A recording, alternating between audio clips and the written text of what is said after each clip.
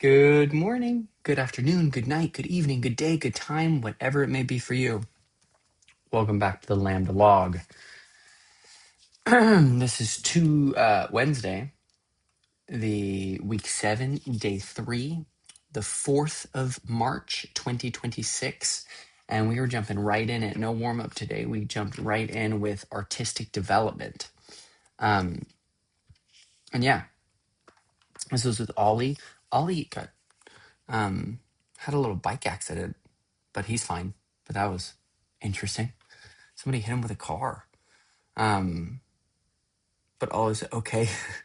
um, then we're gonna actually start working on a project. So we got a scene from Happiness, which is an 1994 script, and we're doing the first scene. And this is a modern text, and we're looking at things from how to break down a modern text and how to really like get into it and look into the subtext, because it's generally considered that classical text doesn't have subtext, not in the traditional sense. All the characters kind of say what they feel. They can lie, but there's not like that subtextual psychological element to it. So we're going to be observing that and kind of learning how to work with that, which is going to be cool. We'll be using this for the next 4 weeks, and yeah. So breaking down the structure to understanding, to understand also the writing portion of it, so that this can help with our theses. The inciting event of this scene happens off screen right before the action begins. So it's a breakup scene, but it's actually like post breakup. The breakup's already happened. It starts with like, "Are you okay?" As this guy's like almost crying. So having that inciting incident be before the show begins keeps the audience like on guard and guessing, and it also makes them feel smart. And if you can keep your audience feeling smart, then you've got them, from like a writing standpoint. So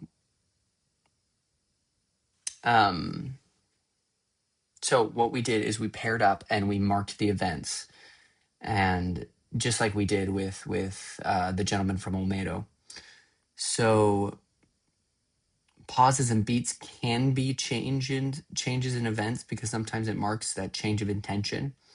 But a change of subject doesn't necessarily make the intention change, and could be just a tactic change. So once again, events are not a science, so we discuss them. And some of the other classes were telling me that they had like a heated discussion about some of it. They really were getting into it. Shout out Sandridge. So there's this really clear break, because it's all talking about his he's like, I'm not crying, I'm fine. And then she's like, "Oh, awesome. So like, this is a great restaurant. I want to take my sisters here. Like, how many stars did he get?" He's like 3.5, and then he breaks down. And it's fascinating because he's it's so frequently the like mundane answers, and also like, because you have your guard up when things are happening, and you're like, "I'm okay. Yep. I'm not gonna cry. I'm not gonna break down. I'm fine." And then you get asked a question that's out of left field, and you're like, 3.5. But also it could be showing how quickly she's moved on.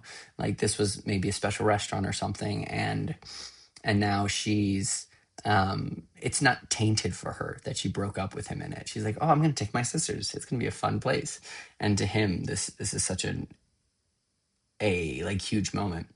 And so to have that juxtaposition of their two experiences collide. And then yeah, also it tells us so much about Joy's character. Joy is the woman who's breaking up with him, and Stuart is the man. And she says that she's going to recommend it to her sisters. How does that tell you how she thinks about it, you know? And then with intentions, play the specific moment. Don't think too much ahead, because what happens in the scene is they talk about it, and he's like trying to put up a brave face, and then she's trying to comfort him, and then he cries, and she says that she just wants to make him whole, meaning she wants to like find someone for him, and he's like, I'm whole, and then he kind of like builds up his ego, and he's like, no, I'm good. And then she's like, oh yeah, yeah, you are. And they're like doing that, and then he like double checks really quick. He's like, are you sure? And she's like, yeah. And she's like, is there someone else? He's like, no. Is it in a she says, it's just you, right? And so she's cutting that off, and then he says he got her this present, which is this 1800s replica pewter ashtray, and it has like 24 karat gold inlaid base or something. Um, but she takes it, and she's like, wow, this is so beautiful, thank you. And she seemingly likes it and is willing to take this gift even though it seems expensive, and she just broke up with him. But then he snatches away from her, and he's like, no, this is for the woman that loves me. um and so we don't want to play this. Well, you could, but I think it's less interesting and less human to play it as he's devised this whole thing as a gotcha moment. But it's more interesting to have this be a you know you know no, it's truly a moment by moment, and he brought it because he loved her. And also, she says that like it almost makes me want to quit smoking, which tells you something about him. Like, did he know she quit smoking, and then why get her an ashtray? And it seems like it's more for him than it is for her. But I don't know. There's all these things. There's a lot in this little scene. So also questions like how lucid and strategical is someone able to be in any given moment? Like how in it is he, and how much is he just like freaking out and breaking down? And it's more interesting and human to have things happen spontaneous, and ask these questions about the script, like really ask about the character. Read Thinking Fast and Slow. It's a book I actually own that I've not read. And then what does the person have? Oh, when does the person have an idea? That's super important. Figure that out. Um, each event needs to be individually analyzed, but with an understanding that there are builds and where is it going, and questioning like what info they have, and but you do want to be aware of playing the end from the beginning.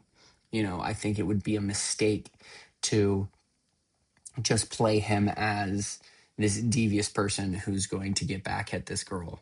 I think it's much more interesting if he came to this date bright-eyed, bushy-tailed, so excited to give this wonderful, thoughtful gift that he had, and she breaks up with him instead. Also, this is the first gift Ollie ever gave his wife, which is funny that the first scene is about a gift, which the class kind of came to the conclusion that it was a bad gift, which I have questions. But yeah. And then what does the gift mean, right? So what we're going to do for homework is go through with a partner and write the what the actors don't, what the characters don't say with each line. So it's like a do say don't say exercise. So it's like they do say this, the written line, and what don't they say? What is the subtext underneath? Um, yeah, and then we had Spanish dance with Carlos. I don't know how to say his name, because like in Spanish it'd be Carlos, but like Brits say Carlos, and it's interesting. Um, I do not have much to show you because it's complicated, but I'll show you a little bit. I'll show you what I can devise. Back to my little corner of my room. So the gist of it. Let's do this. The gist of it is we have this one step And you always want to like keep your hands active. It's not like classical ballet, but your hands are active and they're moving. And so you go ba da, da, da, ba da. But also like the hands follow it a little shorter, a little after. So you take your step, and it's not really like a full weight shift. It's kind of just a step. Um, and when Carlos does it, his hands, it's not just one hand changing here, but it's also like it spreads out, and then it comes up like to the center and then up, and you're always keeping those elbows out. So bah. So you step forward, and then you step back, and by the time you step back, your hand gets to the center. I feel, and then it comes up, and then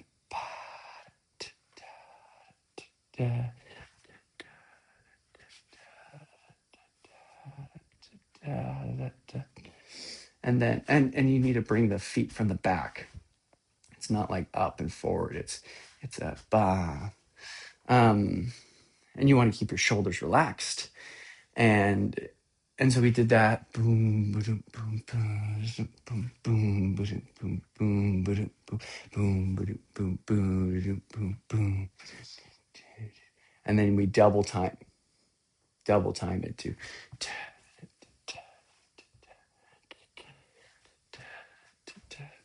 I was already tired. I just did some push-ups too. I've been doing 100 push-ups a day, trying to be healthy. Ugh. Um, and I remember that part. I think that's how we're gonna start it, maybe. And then we do all of these feet things. We have the Yamala. Oh, I'm not gonna remember any of it. There's a video.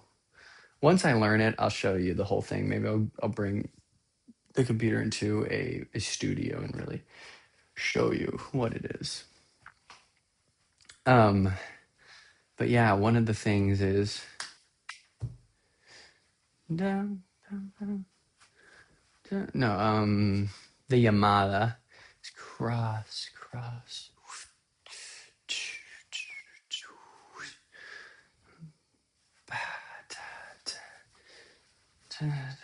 And always remember to keep your chest forward. Like you want to, even though your legs are to the side, you want to try to keep your chest as forward as possible.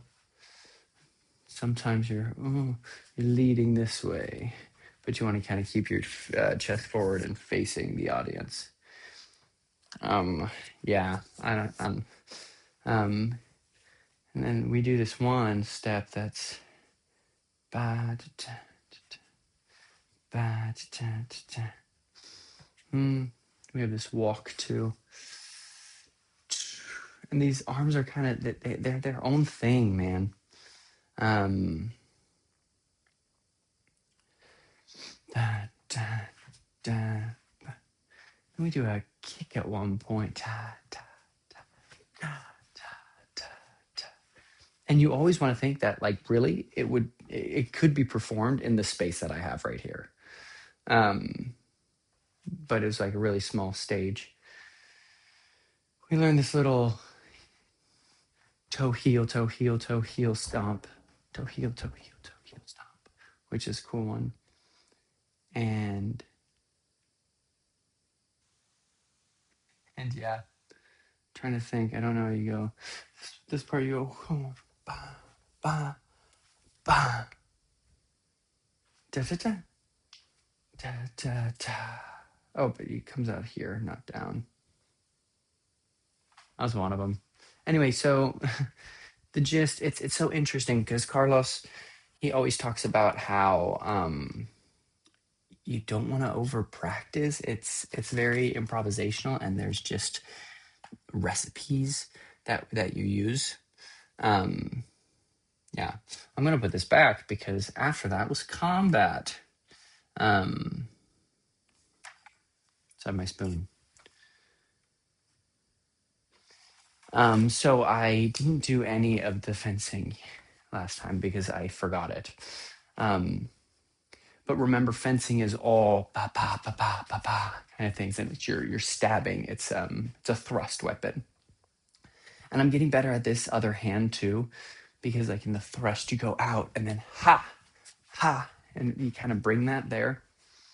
So you start here, blades are at on guard, and then I go to his left shoulder, which is a 3 position, right? 1, 2, 3. So I go lunge, he blocks it, then he goes for my left shoulder, I block it, then I go for his. Oh, have I already forgotten? Do I go for his hip? I learned 2 more things. Go for his hip. And then he bats it away. And then, because it's ba, ba, ba, ba. No, bum. Yeah, I think it's shoulder, hip. And on this one, it's over here because he bats it away. When I go for the hip, he bats it away. And then he goes to the punta reversa, and then I come with a high. What is that? 1, 2, 3, 4, 5, 6. High 6. I think it's a high 6. So high 6, and so I've retreated and a high 6, and then I come down and I try to like get around him, but he blocks that, and so I swing his sword away and I swipe for his head, and then he comes in, and I traverse, so I go behind and I block it here, and then I come in with the hilt of my blade and I go pow, and then I come in for a gut swipe. I've gone too far. So that one, I block here with the traverse, hilt, swipe, and then we kind of reset. And that's what I skipped. And then with the reset, I go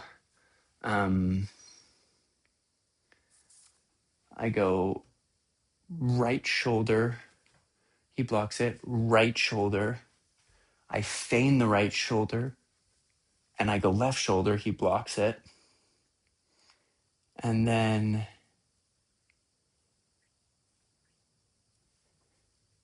something. He does the deception at some point. He throws my sword and then goes ha, which is a fun one. I think that might be here. Yeah. So, there's a right shoulder, feign right, go left, and then he bats it away potentially, and then goes into the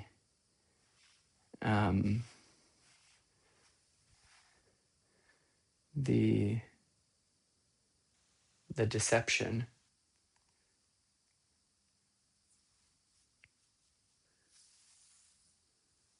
And then, oh no, there's something before that where his hip's available.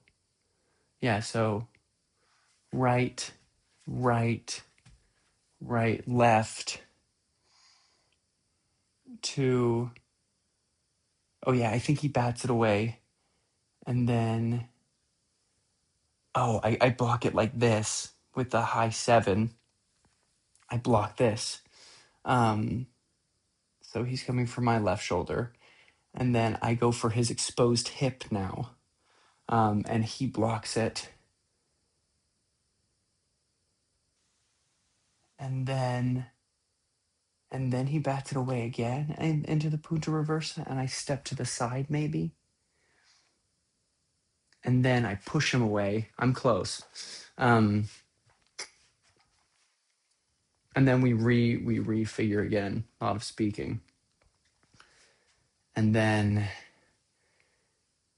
I'm more I'm more defensive this time. So we start with this on guard instead of this one. We start here. And my first move is I open up to him and I sink down. I can't remember what that one's called. And then I sink down again on the same one. And then I'm tired of sinking down. So then because then I block. Yeah. So we start here on this third round of the single sword, the fencing kind of thrusting. Then I open myself up and I sink down. And then I block it, then I sink down. And then I block it, then I attack the same one. I attack again. And then I try to go higher. I attack up, which would be like in real fencing eye, but we do shoulder, so we don't stab each other in the eye. And then after shoulder,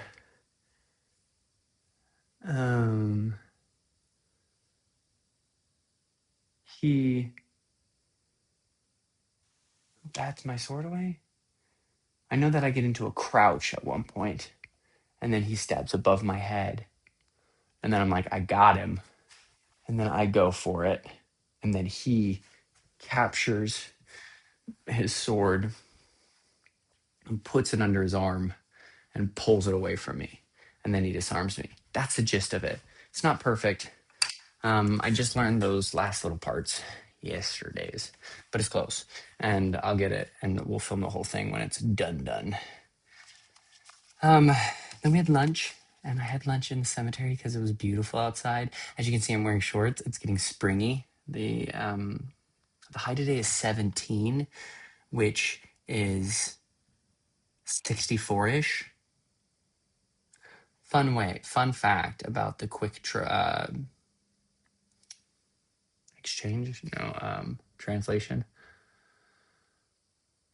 What is it? Well, changing from Celsius to Fahrenheit, the quick way is to you double it and then you add 30. So 17, 34 plus 30, 64. Anyway, then we had accents with Jess, and we're working on Leeds now, which is a Yorkshire accent. And but before that, we worked on our SSB and General American a little bit.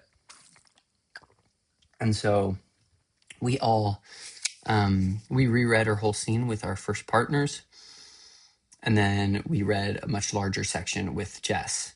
And yeah, so pay attention to the rhythm of the accent. Sometimes it gets a little mechanical, and so the prosody is important in capturing that. And then good to practice the technicalities in an improvised monologue scenario. Just like talk to yourself in the accent. So if I was just practicing my SSB, I could be talking about whatever it is that I have here. For example, I have some Tesco washing up liquid. That sounds so British, doesn't it? Washing up liquid. I have some Tesco washing up liquid, and I would just talk to myself throughout the day about all the things that I'm doing, and it would just be just like that.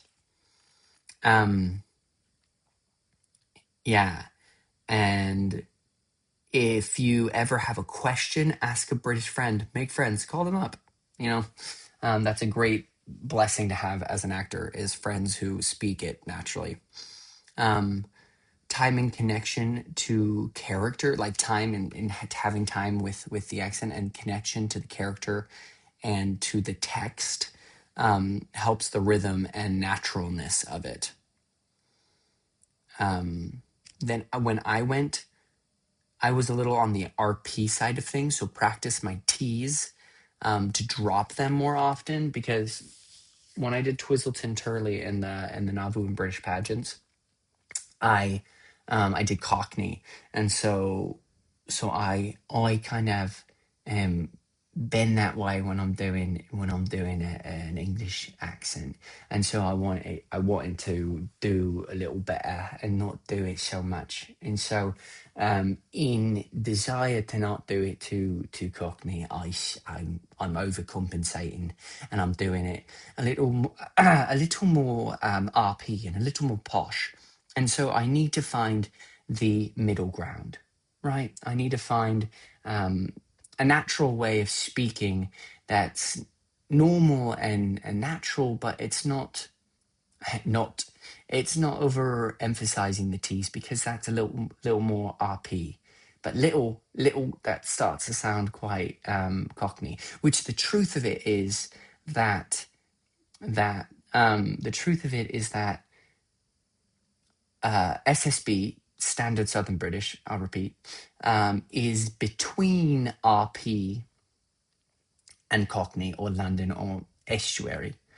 And so it's important that I find that middle ground, and I can practice it and I can speak it naturally. Also, I still need to work on my hurry, bulge, apparently. I'm still jumping to that R sound, or skipping over the hurry instead of hurry. Right? Does that make sense? So separating out the syllables differently, because I would say her e in general American, but hurry, bulge, bulge, apparently, hurry, bulge, apparently. I also need to practice a little more slowly. I have a tendency to speed it up. And also, what will help me is to record it, record myself speaking, and listen to it back. Um, yeah. And then less thought in the word kind of has less pronunciation. So, for example, if I was saying the first line is wrong toilet, um, wrong toilet, it would be much more natural to drop the T. I'm going to sneeze.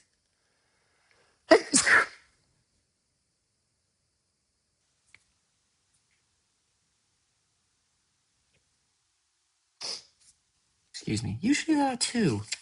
Um, and so, but I think Benedict Cumberbatch, well, he's much more RP than SSB. But when he says wrong toilet, I think he emphasizes the T just because it's cutting. It's purposeful to say wrong toilet. So make sure you use the T's with purpose. There's a new, I sound silly coming out of it. But there's a really new goal that I have, because somebody got the grand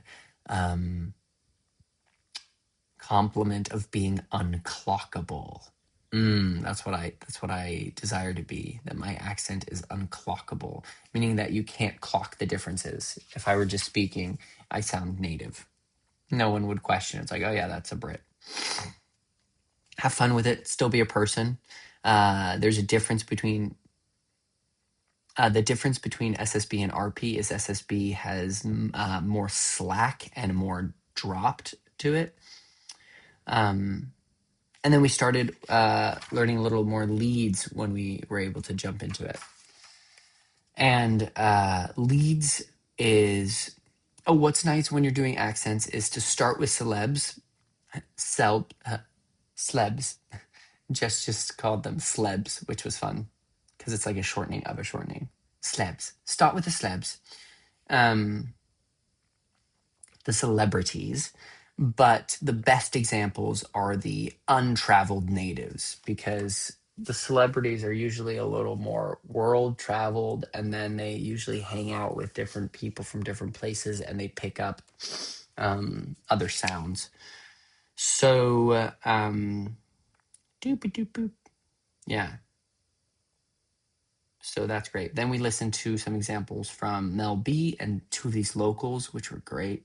And then the guy who plays Neville Longbottom, Matthew something, can't remember. I should. Yeah, so Leeds is a part of Yorkshire.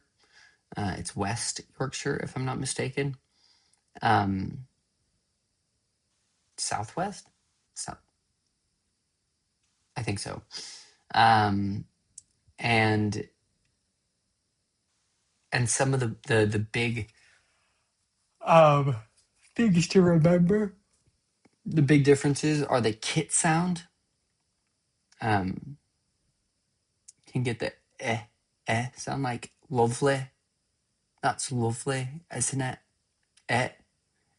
Um, the L's are darker. So the L's, they get that it comes back here. Lovely. That's lovely. Um, instead of lovely, that's lovely. Or lovely. We have a kind of a darker L in General American, but this one even goes further back. Lovely. And then the strut lexical group, the strut vowel is much more like foot. So strut.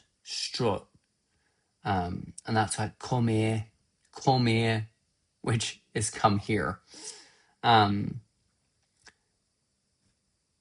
So the biggest like unifying sounds in the northern accents are the strut lexical group. The strut vowel is like the foot, strut, foot, ut, like good look. That's how you'd say good luck. It's almost like good look. Good look, mate. Yeah, good look. And then the bath lexical group is like the trap. So you would say bath. Yeah, Margaret needed to take a bath. Margaret needed to take a bath. Bath. It's not bath, it's bath. After instead of after. Yeah, so we also picked out hearing the after the alveolar consonants of like T and D, after if when they precede a U, like Duke, it's called the yod, I think. So in RP, it would be Duke. In SSB, Jess calls it crunching. You kind of, instead of saying reduce, deuce, you can't just kind of just crunch it together. So reduce, YouTube, reduce, instead of reduce, YouTube, tube, right? And then it's also quite far back in the mouth, that helps to think about it. And but this accent is used for like banks and trusted voiceover things, because it seems like a good down to earth someone you can trust. And then also look into the interactive IPA, the International Pronunciation Alphabet, because if you do the interactive, then you can click it and just like hear the sound itself. That gets really technical, but it helps me. And then we had acting through song, and we struggled today. We had some wrong music that was just in the wrong key, or practicing with the wrong song, or just really difficult music. Yeah, and so it was kind of messy today. But we first had someone sing "If I Can't Love Her" from Beauty and the Beast, and he sang it the first week, but he wasn't as prepared, and he did better this week. It was great. Just remind us who you are, what just happened, is in preparation to sing, and then play the frustration more than the internalization.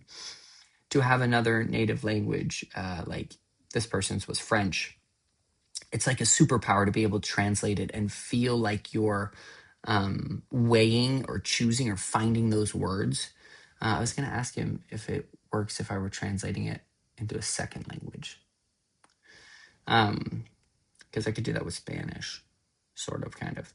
But embrace the anguish and let go of the judging the sound of your music. It was much better. And then the next person went, and it was a rough day, and it was the wrong music, and it wasn't working. Then the next guy went, and it was rough. The one before was doing Fosca's entrance from Passion, or I Read. And then the next guy went, and he sang "Marry Me a Little" from Company, and it was just super difficult. And apparently the emphasis is off, or it's like wrong. It's like "marry me a." instead of marry me, me. It's marry me, and so it feels like it's like slightly off, and most people get that wrong. Um, but it's such a hard song, and it's written in a way that goes against that intuition. But he worked on it, and he got to a better place. And then the next person went, and I think he picked. Somehow, he felt like the song was suggested for him, but neither of them knew it. It was from Calamity Jane, and it was "I Love You Dearly," which is like, um, I love you dearly, not just sincerely, madam. But it's like really simple and kind of dumb. And they're like, yeah, I have no idea.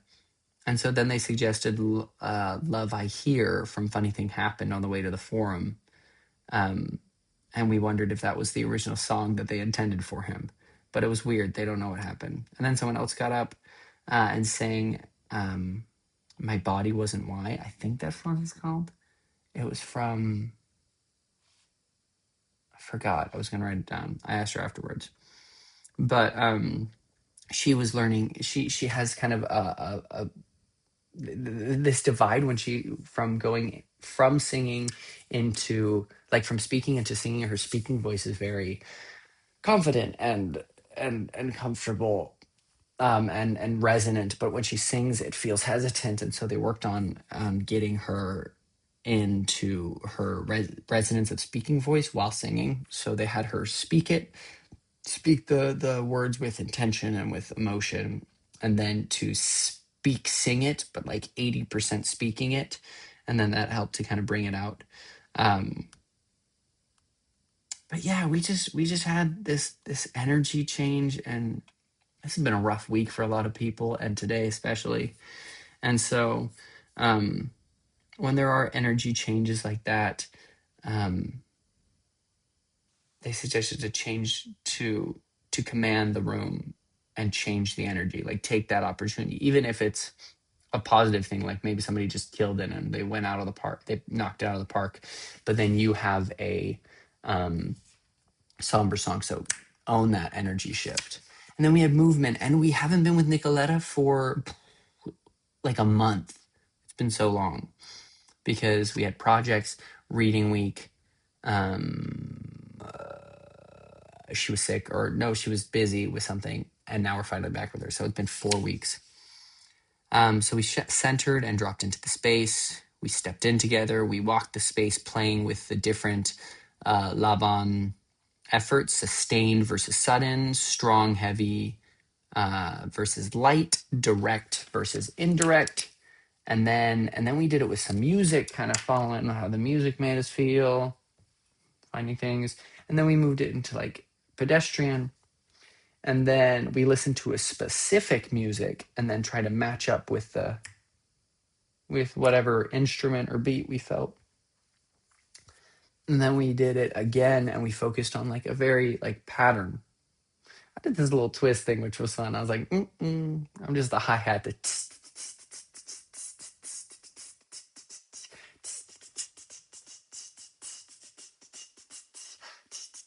and then we played with like breaking the pattern too. It's like, what do you do when you break the pattern?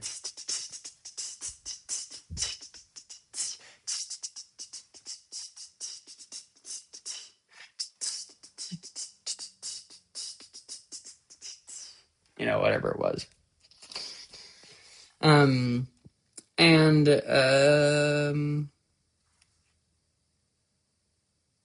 yeah, and then we did something. Oh yeah, then we added the Laban effect. It's like, now how do you do that? We broke it with Laban things. It's like, how do you do this and add a sustained moment?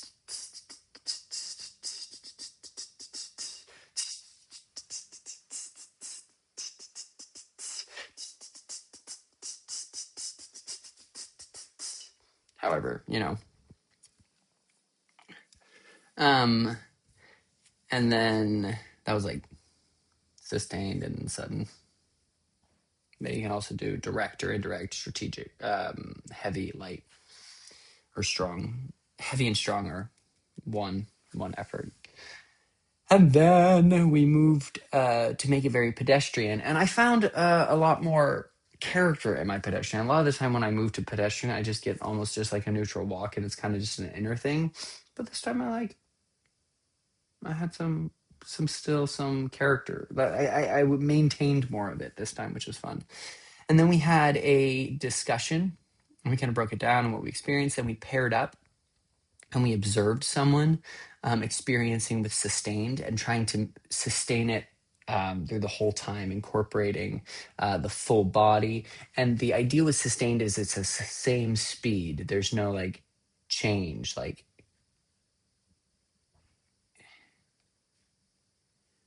because even this, it's kind of a sustained effort, but right there it switches like dun dun dun dun dun dun, right?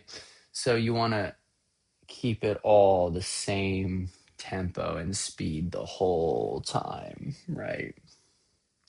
And never have it stop. Even that was a little, oh, we need to, keep it sustained the whole time. And so we played with that and the whole body, and you started on the floor and you moved up. And then you switched and you observed your partner, or you were observed by your partner if you went first. And then we repeated a series of movements and tried to do it all sustained. We started in a chair. I just like got up and did this kind of like body roll and walked around my chair and got to the edge of it and went, and then kind of went backwards, back into it, back down. And so we try to do that continually sustained. And how did we maintain that momentum? And then we switched up the different lob-on effects. It's like, okay, then how do you find those breaks in the pattern, and what do they do? And add words. We always add words, and I'm not great at that, but yeah, that was fun. And it was, yeah, that was the day. And it was a rough day for a lot of people, and it was a good day for me. I was feeling pretty good. But overall it was kind of a bum day. And so somebody suggested we go to Nando's afterwards and just feel better. And we did, and it was nice. And so, yeah, that was Wednesday, the 4th of March of 2026. I hope you have a lovely day. I should practice Leeds or SSB. I hope you have a lovely day, that you learn many things, you experience, this is more RP, you experience many wonderful things, and that it's a great, lovely day. Or if it was more Leeds, I hope you have a lovely day. All right? Take care now. Take care now. No. I don't know. I'm learning it. That's why I'm in school. Bye.